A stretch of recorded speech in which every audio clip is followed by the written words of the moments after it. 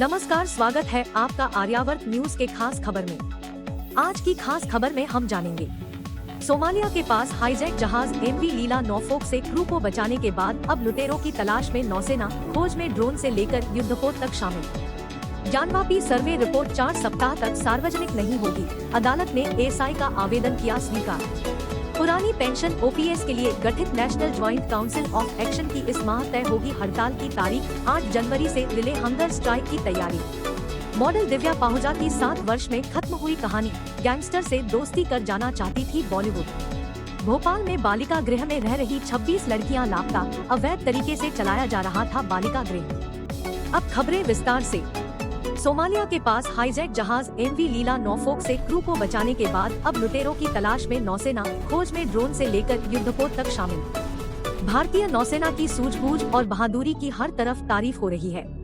शुक्रवार को उत्तरी अरब सागर में हाईजैक हुए जहाज में फंसे सभी 21 लोगों को बचाने के बाद अब नौसेना लुटेरों की तलाश में जुटी है।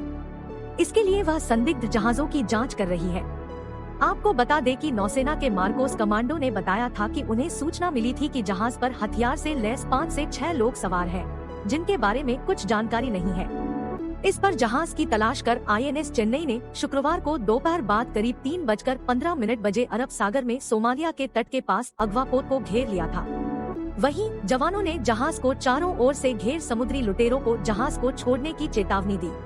उसके बाद भारतीय नौसेना के मार्कोस कमांडो अगवापोत पर उतरे और उसकी तलाशी ली तो कोई लुटेरा वहां मौजूद नहीं था। ऐसे में लग रहा कि जब उन्होंने बड़ी संख्या में जवानों को देखा तो वो डर की वजह से रात के अंधेरे में वहां से भाग निकले। हालांकि अभी भारतीय नौसेना इस मामले में आराम से नहीं बैठी है। उसने लुटेरों की खोज के लिए युद्धपोत, समुद्री गश्ती विमान P-8I और हेलीकॉप्टर सहित लंबी दूरी के प्रीडेटर MQ-9B ड्रोन को समुद्र में तैनात कर दिए हैं। आपको बता दें कि फिलहाल भारतीय नौसेना का युद्धपोत INS Chennai cargo ship MV Lila Norfolk के पास मौजूद है। जहाज में बिजली उत्पादन और नेविगेशन सिस्टम को बहाल करके उसे अगले बंदरगाह तक यात्रा शुरू करने में मदद की जा रही है।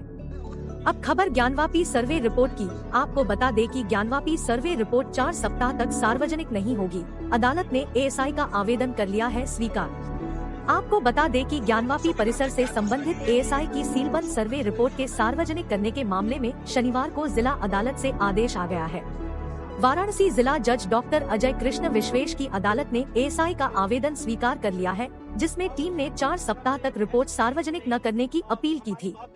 बता दें कि एएसआई ने जिला जज की अदालत में आवेदन देकर कहा कि 4 सप्ताह तक सर्वे रिपोर्ट सार्वजनिक न की जाए, क्योंकि इलाहाबाद हाईकोर्ट ने वर्ष 1991 के लंबित वाद लॉर्ड विश्वेश्वर मामले में भी सर्वे रिपोर्ट दाखिल करने को कहा है। ऐसे में द्वितीय प्रति तैयार करने में समय लगेगा, इसलिए समय दिया जाए और रिपोर्ट सार्वजनिक न की जाए। भारतीय पुरातत्व सर्वेक्षण एएसआई ने जिला जज डॉक्टर अजय कृष्ण विश्वेश की अदालत में 2 सील बंद लिफाफों में ज्ञानवापी की सर्वे रिपोर्ट दाखिल की है। रिपोर्ट की मांग हिंदू के साथ ही मुस्लिम पक्ष ने भी की है। हिंदू पक्ष ने रिपोर्ट की प्रति तत्काल दिए जाने का अनुरोध किया था। मुस्लिम पक्ष ने पहले आपत्ति जताई थी, फिर ईमेल आईडी देकर रिपोर्ट मांगी है। अंजुमन इंतजामिया मसाजिद कमेटी ने जिला जज की अदालत में आपत्ति दाखिल की है। कमेटी ने अनुरोध किया कि शपथ पत्र लेने के बाद ही सर्वे की रिपोर्ट दी जाए। यह सुनिश्चित किया जाए कि सर्वे की रिपोर्ट लीक नहीं होगी। मीडिया कवरेज पर रोक लगाने की मांग भी की गई है। अब खबर ओपीएस यानी पुरानी पेंशन योजना की। आपको बता दें कि ओपीएस के लिए गठित national joint council of action की इस माह तय होगी हड़ताल की तारीख। 8 जनवरी से रिले हंगर स्ट्राइक की तैयारी। आपको बता दें कि केंद्र एवं राज्य सरकारों के कर्मचारी संगठन पुरानी पेंशन बहाली की मांग को लेकर अनिश्चितकालीन हड़ताल पर जाने की तैयारी कर रहे हैं। इस हड़ताल के लिए देश के 2 बड़े कर्मचारी संगठन रेलवे और रक्षा सिविल ने अपनी सहमति दी है। स्ट्राइक बैलेट में रेलवे के 11 लाख कर्मियों में से 96% कर्मचारी ओपीएस लागू न करने की स्थिति में अनिश्चितकालीन हड़ताल पर जाने के लिए तैयार है। इसके अलावा रक्षा विभाग सिविल के 4 लाख कर्मियों में से 97% कर्मी हड़ताल के पक्ष में हैं। कर्मचारी संगठनों के पदाधिकारियों का कहना है कि जनवरी में हड़ताल की तिथि की घोषणा की जाएगी। इससे पहले 8 जनवरी से देश भर के सरकार कर्मचारी रिले हंगर स्ट्राइक पर बैठेंगे। ओपीएस के लिए गठित national joint council of action NJCA की संचालन समिति के वरिष्ठ सदस्य और एआईडीएफ के महासचिव सी श्रीकुमार ने बताया, स्ट्राइक नोटिस और अनिश्चितकालीन हड़ताल को लेकर इस माह अंतिम निर्णय ले लिया जाएगा। मार्च में देश भर के सरकारी कार्यालयों और प्रतिष्ठानों में अनिश्चितकालीन हड़ताल शुरू हो सकती है। इस हड़ताल की स्थिति में रेल थम जाएंगी और रक्षा क्षेत्र के उद्योगों में कामकाज बंद हो जाएगा। केंद्र ही नहीं बल्कि में भी सरकारी कामकाज प्रभावित होगा। इससे पहले केंद्र और राज्य सरकार के विभागों, संगठनों एवं प्रतिष्ठानों के सामने 8 जनवरी से 11 जनवरी तक रिले हंगर स्ट्राइक होगी। विभिन्न कर्मचारी संगठन भूखे रहकर सरकार से पुरानी पेंशन बहाली की मांग करेंगे। रिले हंगर स्ट्राइक में एक निर्धारित अवधि के बाद कर्मियों की दूसरी टोली भूख हड़ताल स्थल पर पहुंचेगी।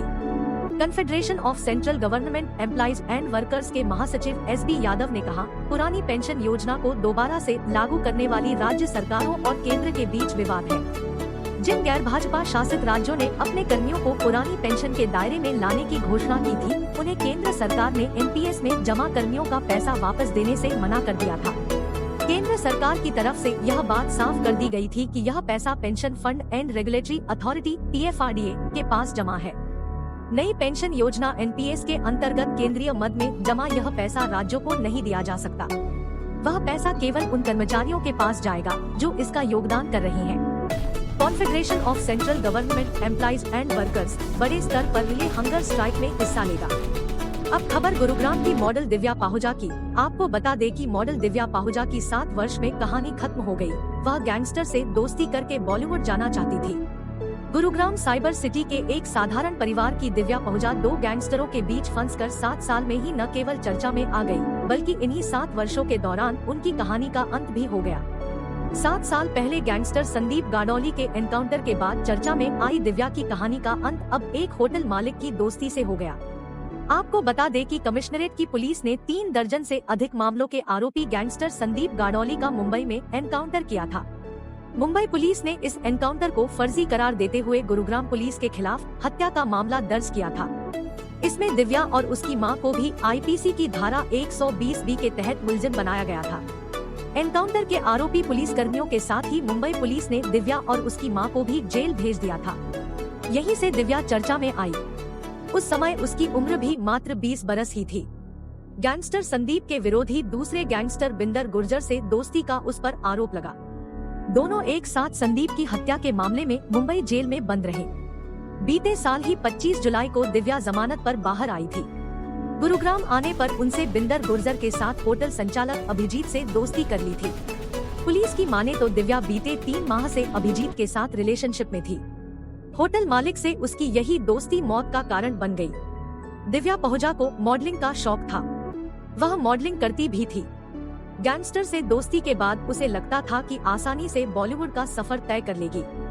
ब्रांडेड वस्तुओं के इस्तेमाल के साथ महंगे फोन व महंगे कपड़े पहनने का उसे शौक था। पुलिस की पूछताछ में इस बात का खुलासा हुआ है कि अभिजीत उसे महंगे गिफ्ट दिलाता था। गैंगस्टर संदीप गाडोली की मौत के बाद भी यह बात सामने आई थी कि संदीप भी दिव्या को महंगे गिफ्ट दिलाता था। अब खबर मध्य प्रदेश भोपाल से। आपको बता दें कि भोपाल में बालिका गृह में रह रही 26 लड़कियां लापता हो गई हैं। जानकारी के अनुसार बालिका गृह अवैध तरीके से चलाया जा रहा था। जानकारी के अनुसार इसमें कई राज्यों की लड़कियां रह रही थी। ये लड़कियां कहां हैं, इसे लेकर किसी के पास कोई जानकारी नहीं है। शुरुआती जांच में सामने आया है कि बालिका गृह का संचालन अवैध तरीके से हो रहा था। मामले को लेकर मध्य प्रदेश के पूर्व मुख्यमंत्री शिवराज सिंह चौहान ने भी सोशल मीडिया एक्स पर ट्वीट किया है। उन्होंने लिखा कि भोपाल के परवलिया थाना क्षेत्र में बिना अनुमति संचालित बालगृह से 26 बालिकाओं के गायब होने का मामला मेरे संज्ञान में आया है। मामले की गंभीरता और संवेदनशीलता को देखते हुए सरकार से संज्ञान लेने व त्वरित कार्रवाई करने का आग्रह करता हूं। आपको बता दें कि राष्ट्रीय बाल अधिकार संरक्षण आयोग के अध्यक्ष प्रियंका कानूनगो ने सोशल मीडिया पर लिखा था, मध्य प्रदेश की राजधानी भोपाल के तारासेवनिया में राज्य बाल आयोग अध्यक्ष और सदस्यों के साथ संयुक्त रूप से एक मिशनरी द्वारा संचालित अवैध बाल गृह का निरीक्षण किया। यहाँ की संचालक एनजीओ हाल तक सरकारी एजेंसी की तरह चाइल्ड लाइन पार्टनर के रूप में कार्यरत रही है। संचालक ने सरकारी प्रतिनिधि के रूप में कार्य करते हुए जिन बच्चों को सड़कों से रेस्क्यू किया, उन्होंने बिना सरकार को सूचना दिए और बिना लाइसेंस चलाए जा रहे बालिका गृह में गुपचुप ढंग से रखकर उनसे ईसाई धर्म की प्रैक्टिस करवाई जा रही है। यहाँ रह रही 6 साल से 18 साल तक की 40 से ज्यादा लड़कियों में अधिकांश हिंदू हैं। काफी कठिनाई के बाद पुलिस ने FIR दर्ज की है। दुर्भाग्य से मध्य प्रदेश के महिला बाल विकास विभाग के अधिकारी ऐसी ही एनजीओ से चाइल्ड हेल्पलाइन ठेके पर चलवाना चाहते हैं।